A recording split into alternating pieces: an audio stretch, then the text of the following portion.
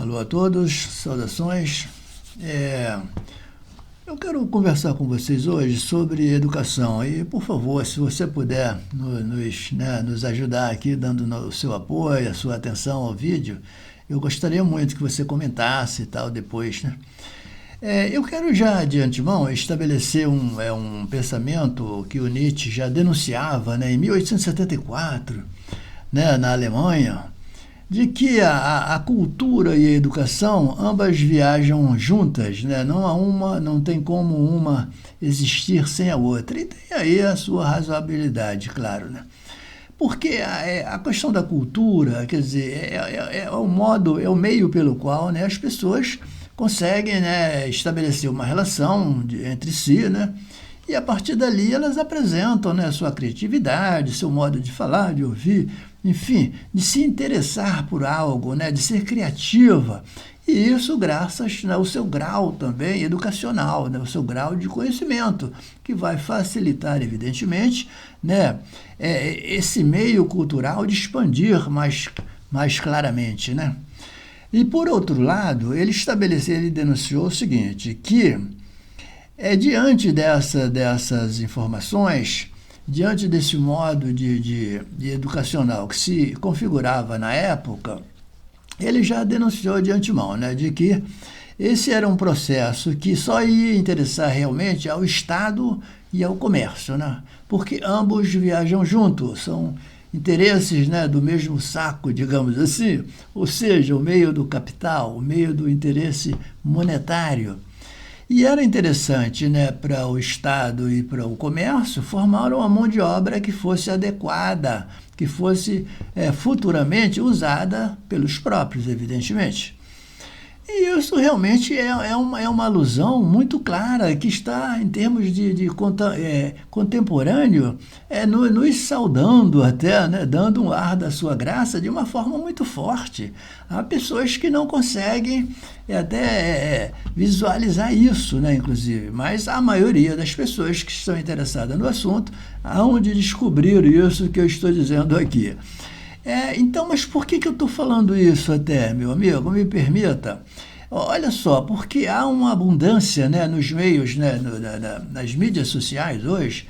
Todo mundo fala em educação, todo mundo apresenta chat, apresenta lives, enfim, cada um mais especializado que o outro. É uma coisa assim interessante, né? E esses dias apareceu na internet, né, numa das mídias aí que eu não estou lembrado, uma professora que se dizia, né, que iria apresentar uma live, convidava as pessoas a se inscreverem, deixa eu só ver aqui o nome, não tem nome, e que haveria de ter novidades absolutas, né, em termos educacionais. Falei, opa, essa eu vou me inscrever, evidentemente, né? Você vê como é que as coisas são, né? Falei, bom, vou me inscrever, evidentemente, né? Porque coisas novas, ideias novas, né? Pessoas jovens. Eu falei, caramba, tô dentro, me inscrevi, né? Então, quer dizer, aí aconteceu, né? Algumas aulas, né? Um módulo com 4 aulas, por aí. E então, a primeira, né, foi aberto o chat, ela começou a falar, né, estabelecer, né, o seu grau de relação ali, né, com as outras pessoas que estavam participando. E foi interessante que ela até chamava o encontro, né, de comunicação magnética. Olha só, isso já é uma coisa, né, bastante assim que chama atenção, porque trata-se de encontrar um magnetismo, né, que faça as pessoas estarem atentas à questão educacional, me parece. E não é que ela caminhou exatamente para esse caminho?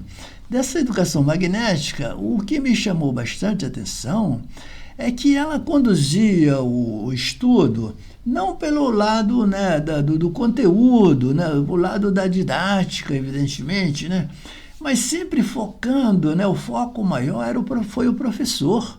Quer dizer, então é uma coisa assim que me traz a impressão de que não há algo de novo, né, porque o professor ele é sempre o protagonista de tudo em termos educacional, né?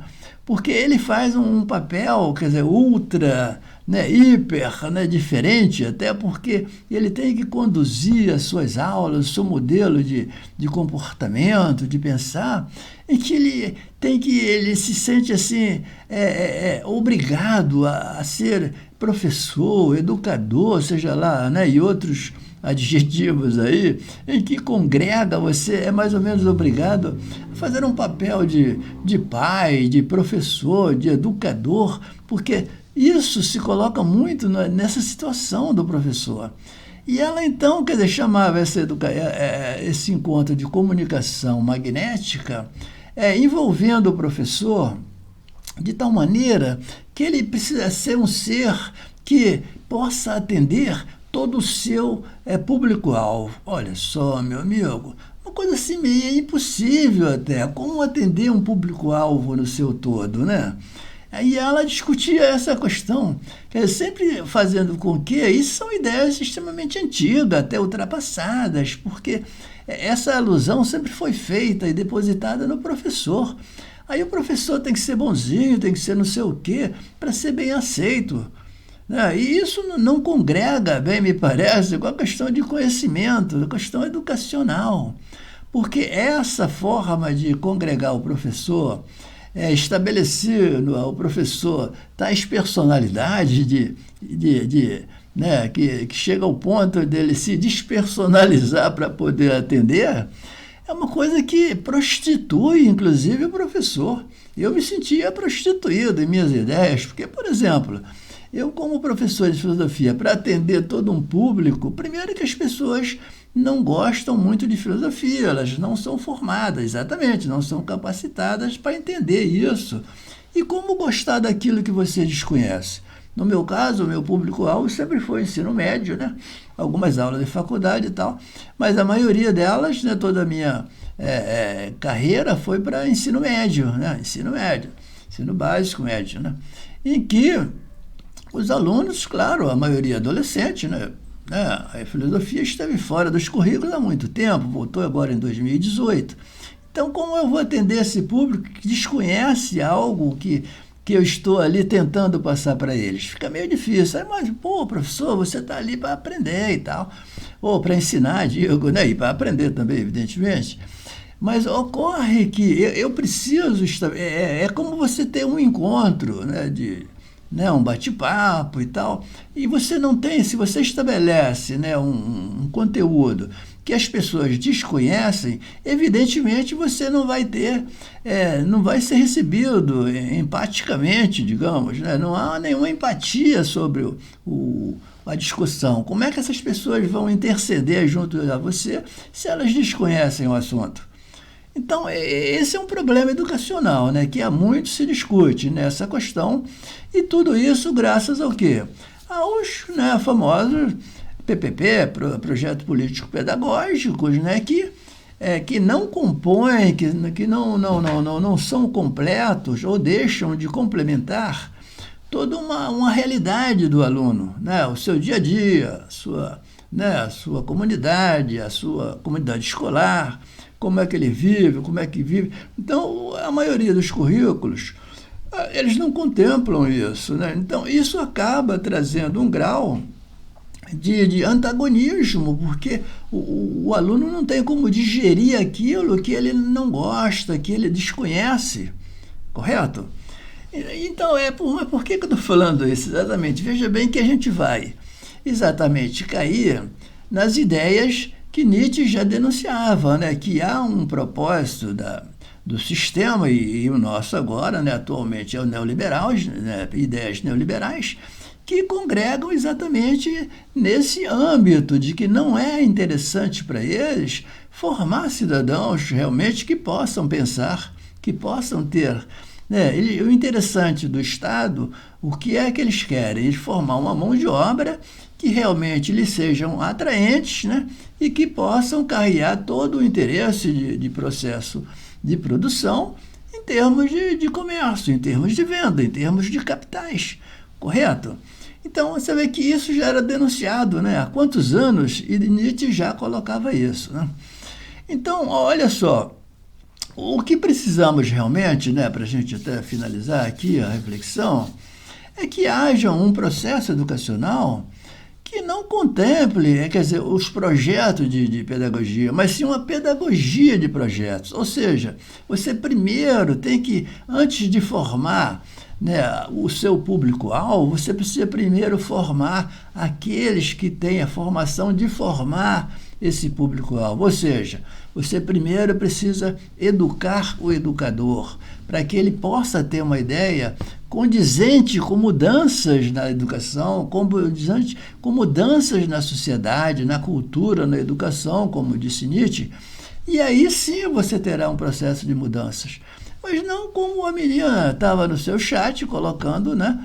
Como era um processo de revolucionário na educação para os professores, que ela chamou de uma comunicação magnética, que isso já envolve o quê? Uma ideia, né, individual de que você deve ter uma atração, digamos assim, mais ou menos, em termos de magnetismo pessoal, para poder atender o seu público-alvo. Então ela esqueceu literalmente a questão do conteúdo, a questão dos currículos, a questão de tudo, né, para estabelecer o quê? Um grau de sequência, um grau de fisiologismo, até em termos de pensamento, em termos de quem ela representa, que é exatamente as ideias de que o aluno não deve ser realmente contemplado com conhecimento, até porque eles precisam dessa massa meio alienada, digamos assim, que só pensem realmente em ter um modelo que eles possam ganhar dinheiro, evidentemente, que todo mundo precisa de dinheiro, né? Mas que é uma forma errônea de você capitanear esse tipo de ideias, porque exatamente é a manutenção do sistema, é a sequência, né? É o segmentarismo, né, da coisa, que só envolve interesses do capital, interesses neoliberais, interesses que não é para mudança educacional, mas sim para manutenção do que aí está. É mais ou menos isso, meu amigo. Daí faz aí o seu comentário, dá sua like, né? Para a gente continuar discutindo a qualquer hora. Um abraço.